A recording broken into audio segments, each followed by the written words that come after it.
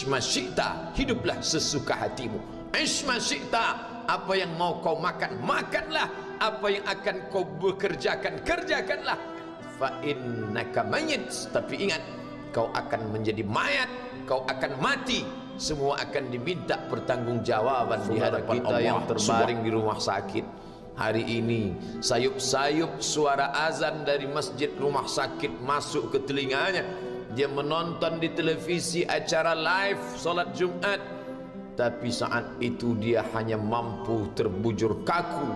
Ruhnya masih ada dalam jasad. Anaknya tidak bisa berada di sampingnya karena security tidak mengizinkan keluarga berada di dalam ruang ICU. Dia duduk di dalam. Suara terdengar, azan bersahutan. Hayya 'alas salah, mari salat. Hayya 'alal falah, mari menuju kemenangan. Dia hanya bisa meneteskan air mata. Kenapa? Kalau dulu dia waktu sehat sempat beribadah, penyesalannya tidak terlalu banyak. Tapi kalau di saat sehat walafiat tak sempat untuk menempelkan kening ke lantai, tak sempat melangkahkan kaki ke rumah Allah, tak sempat mendengarkan khutbah, maka tak ada duka di atas duka. Air mata yang meleleh tak dapat mengembalikan masa lalu. Lan tarji'al ayyamul lati madat, yang lalu tak dapat diulang kembali. Air mata darah menangis. Yang sakit tak akan sembuh, yang mati tak akan hidup. Penyesalan selalu datang di akhir perbuatan. Belum pernah orang menyesal sebelum perbuatan berlalu. Selalu penyesalan di akhir. Di saat itu penyesalan tak lagi bermakna. Apa kata mereka ketika melihat azab Allah? Rabbana, hai Tuhan kami, ya Rabb kami, absarna, mata kami sudah melihat azab, wa sami'na, telinga kami sudah mendengar suara tangisan, teriakan, pekikan di dalam neraka. Farji'na, kembalikan kami lagi ke dunia. Na'mal salihah, kami ingin beramal saleh. Inna muqinun, kami yakin seyakin-yakinnya. Tapi saat itu penyesalan tak lagi bermakna, karena dunia tak mungkin utuh semula, karena sudah menjadi sunnatullah yang lampau tak akan kembali. Idza sama'un fatarat, langit terbelah. Wa idzal kawakibun tasarat, planet-planet bertabrakan. Wa idzal biharu fujirat, lautan diledakkan, diletupkan. Wa idzal quburu bu'asirat, semua yang dikubur dibangkitkan. Alimat nafsum ma qaddamat wa akharat, disitulah orang baru sadar apa yang dulu pernah aku lakukan. Wa qadimna ila ma amilu min amalin, semua amal mereka kami tunjukkan, kami datangkan. Ini amalmu, ini infakmu, ini wakafmu, ini sedekahmu, ini salawatmu, ini bacaan Qur'anmu, ini zikirmu. Tersenyum mata melihat amal. Faman ya'mal mithqala dzarratin khairan yarah. Tapi jangan lupa, apakah yang dosa-dosa itu dilupakan begitu saja? Yang buruk pun akan nampak juga. Faman ya'mal mithqala dzarratin syarran, sebesar ujung rambut, sebesar telapak kaki semut yang hitam, di atas batu yang hitam, di tengah malam yang gelap, di dalam samudra yang gelap, akan ditampakkan juga pada hari itu. Yauma tublas sarair, segala rahasia ditunjukkan, dan mata akan melihat dengan penglihatan yang nyata.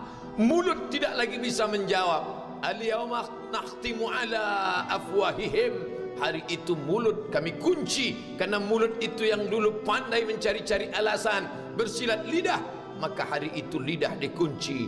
Wa tukallimuna aydihim, tangan mereka kami buat bicara. Wa tashhadu arjuluhum, kaki bersaksi. Apa yang akan dibicarakan tangan, apa yang akan dipersaksikan kaki. Bima kanu yaksibun, semua yang pernah dilakukan di masa yang lalu. Berapa atasanmu sanggup memberi gaji sehingga begitu enteng kau tinggalkan solatmu? Apa yang dijanjikan istrimu sehingga begitu enteng kau berikan yang haram? Hanya rayuan sesaat, padahal dia pun akan meninggalkanmu sebelum masa tua tiba. Apa yang dijanjikan anak-anakmu? Ayah kami akan menjagamu di hari tuamu nanti. Maka berikan kami yang kami inginkan, belikan kami rumah yang besar, belikan kami kendaraan yang mewah. Nanti setelah hari tua kami akan menjagamu, kata mereka. Tapi setelah kita tua, dosa-dosa begitu banyak terkumpul, mereka pun meninggalkan kita di panti jompo yang penuh dengan kesunyian, hening, sepi. Suara cucu tak terdengar menangis, karena mereka pun malu mengakui kita sebagai orang tua. Suapkanlah yang haram ke mulut mereka, berikanlah yang batil ke dalam perut mereka. Itu hanya akan menjadi azab di dunia sebelum hari kiamat tiba. Ish ma syi'ta, hiduplah sesuka hatimu. Ish ma syi'ta, apa yang mau kau makan, makanlah. Apa yang akan kau bekerjakan, kerjakanlah. Fa innaka mayyit, tapi ingat, kau akan menjadi mayat, kau akan mati. Semua akan diminta pertanggungjawaban di hadapan Allah Subhanahu wa taala. Hari ini orang boleh tertawa, hari ini orang boleh merasa dunia dia yang punya, tapi sampai masanya yang hijau akan berubah menguning, yang kuning akan mati, yang mati akan menjadi debu, yang debu ditiup angin hampa tak bermakna. Lalu apa yang akan dibawa menghadap Allah Subhanahu wa taala? Amal saleh. Kalau pernahlah mulut itu membaca sepotong dua potong ayat sebelum berangkat bekerja, kalau sempatlah masuk ke kamar mandi mengambil air wudhu, solat sunat duha sebelum berangkat bekerja, kalau sempatlah ketika duduk dalam suasana santai membuka iPad, lalu dibuka Quran digital sambil melihat beberapa ayat, merenungkan maknanya, mengingat mati, kalau sempatlah mulut mengucapkan subhanallah wa bihamdihi subhanallahil azim, kalau sempatlah anak istri dibawa ke masjid iktikaf mendengarkan pengajian, kalau sempatlah beberapa persen dari pendapatan itu dilimpahkan ke rumah anak yatim panti jompo masjid, kalau sempatlah beberapa meter tanah dibeli untuk pembebasan mendirikan rumah Allah, kalau sempat memberikan beberapa karpet untuk rumah yang selalu ditinggalkan, kalau sempatlah membelikan beberapa kilo beras untuk yatim piatu dan panti jompo, itulah yang akan menolong di hadapan Allah. Adapun rumah besar dengan beberapa semen, dengan beberapa busi yang banyak, semua akan menjadi tinggal kenangan.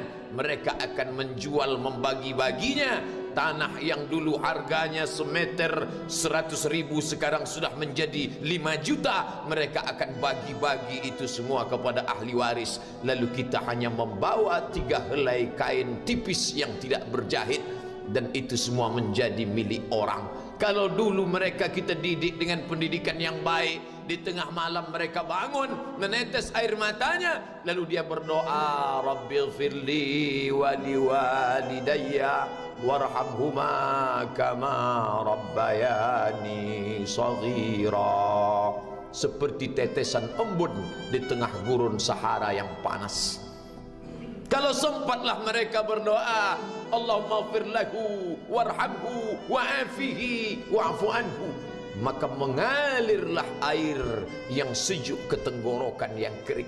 Kalau sempatlah mereka membeli makanan, diundangnya anak yatim, diusapnya kepala, ya Allah, terimalah sedekahku ini untuk almarhum ayahku, almarhumah bundaku. Aku tak dapat membalas budi baik mereka, ya Allah, mereka sudah mendahului aku.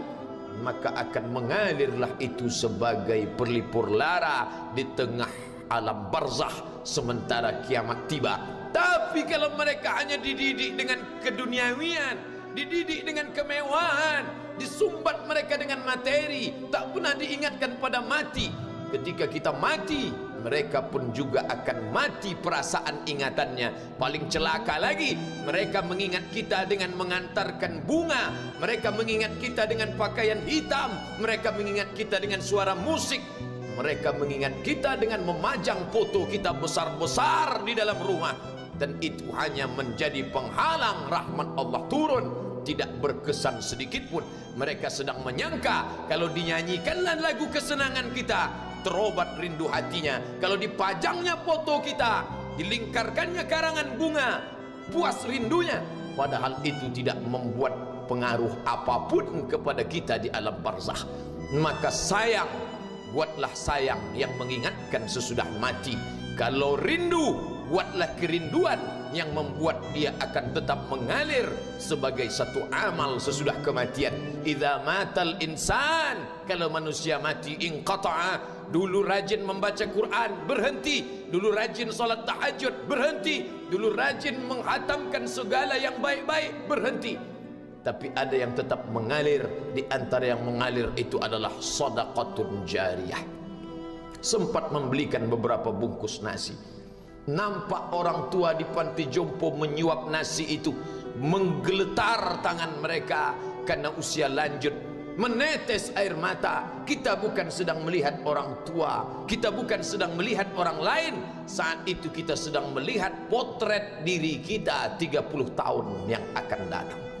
Di mana aku 30 tahun akan datang? Surga, kenikmatan yang luar biasa, tapi dia tidak akan dimasuki oleh orang yang biasa-biasa. Solat biasa, baca Quran biasa, zikir biasa, untuk mendapatkan yang luar biasa. Maka itu bukan perimbangan ibadah yang fair. Hanya dengan solat wajib biasa, hanya dengan baca Quran biasa, hanya dengan zikir biasa, hanya dengan sedekah biasa, berharap akan masuk ke dalam surga yang luar biasa, maka sungguh bukan suatu perimbangan perniagaan yang seimbang antara makhluk dengan Khalik Allah Subhanahu wa taala. Khutbah Jumat ini kembali mengingat kita, mengajak merenung bersama. Kita ini mau kemana? Di sini untuk apa? Yang kita bawa menghadap Allah itu apa? Apakah nama, jabatan, kebesaran, harta benda ikut menghadap Allah? Tidak. Dia akan tinggal menjadi puing-puing kenangan. Yang akan dibawa adalah amal saleh. Makanya kita selalu berdoa selesai wudu, Allahumma ja'alni minat tawabin waj'alni minal mutatahhirin. Ditutup dengan waj'alni min ibadikas salihin.